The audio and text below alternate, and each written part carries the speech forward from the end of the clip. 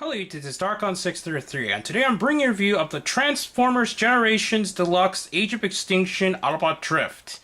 Now initially I wasn't going to get this figure because even though I like Drift in the comics, this is nowhere near where I expected Drift would be like. It seems a little too stereotypical to the Japanese design and the character and everything, so I just didn't really like the idea of this character in the movie. But looking at the figure in hand and other things, seeing other pictorial reviews and everything of this, I decided it's an interesting design enough that I decided to pick it up.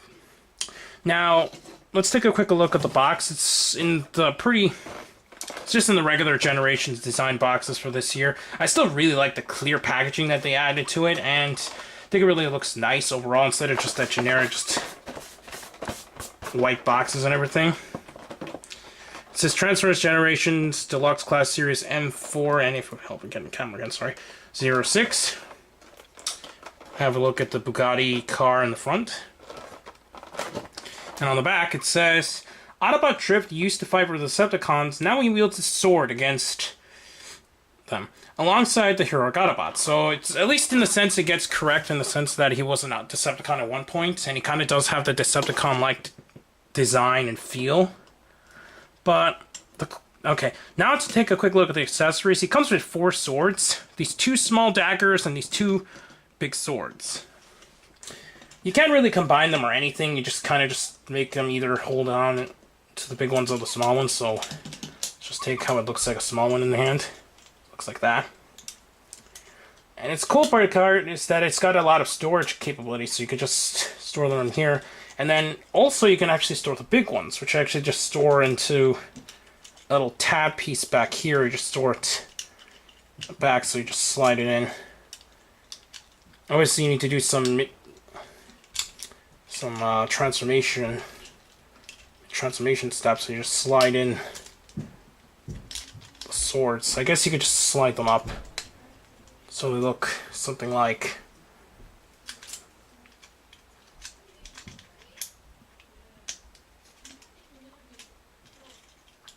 that.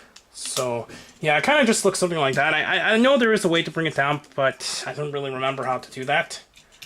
So anyways, you can just take the swords off the side.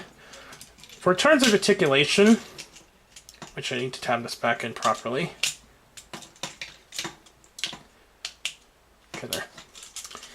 His head is on a ball joint, which can actually go 360, so that's good.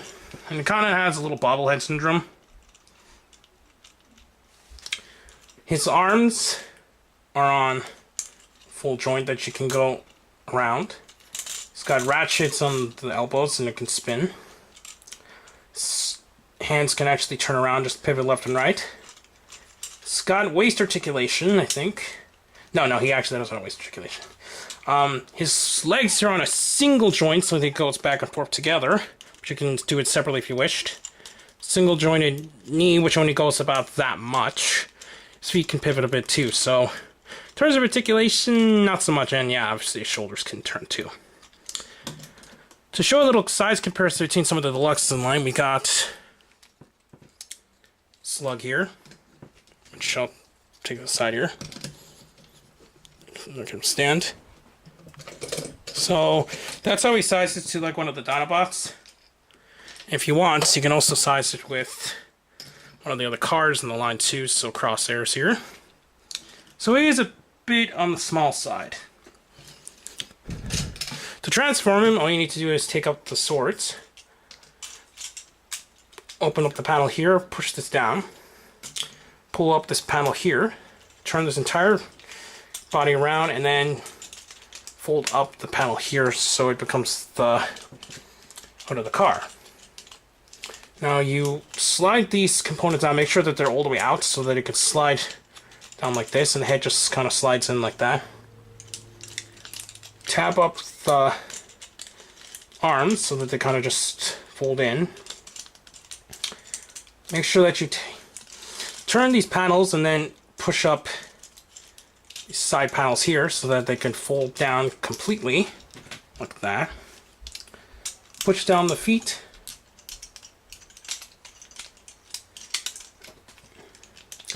Tab them together And I'll be back.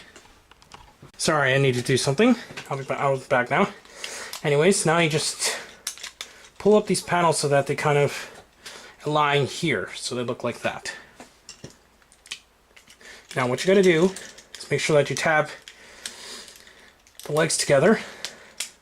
Make sure that this tiny tab inside kind of goes underneath the car panels there, so it looks like that. And to finish up the transformation, pull out the shoulder panels so that it fits like that, and then you just peg them down like that. And there you have him in his Bugatti mode. Now, Bugattis aren't really anything new for the Transformers transformations, like the alt modes, because we did have crosshairs and... not crosshairs, sorry, I meant to say we did have smokescreen slash cross Ys in Cybertron, so yeah, overall the design's pretty nice, I guess.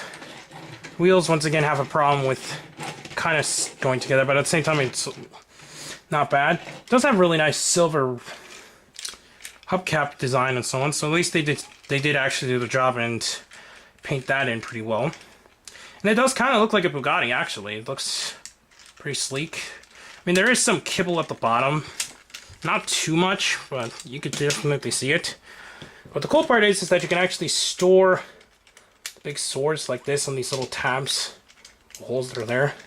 So I guess it kind of covers it up just a little bit more. But it does look okay in terms of design. Unfortunately, these swords can't really be stored anywhere on this mode, so I'm just gonna sit to the side. So it's pretty nice overall.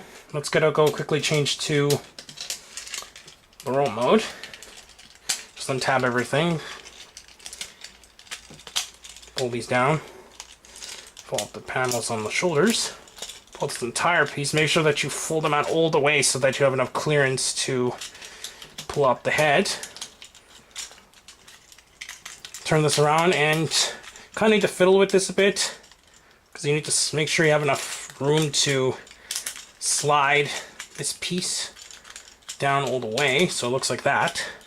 Turn it around, pull on the panel here, pull up the tab, tap it to the back of the neck right here.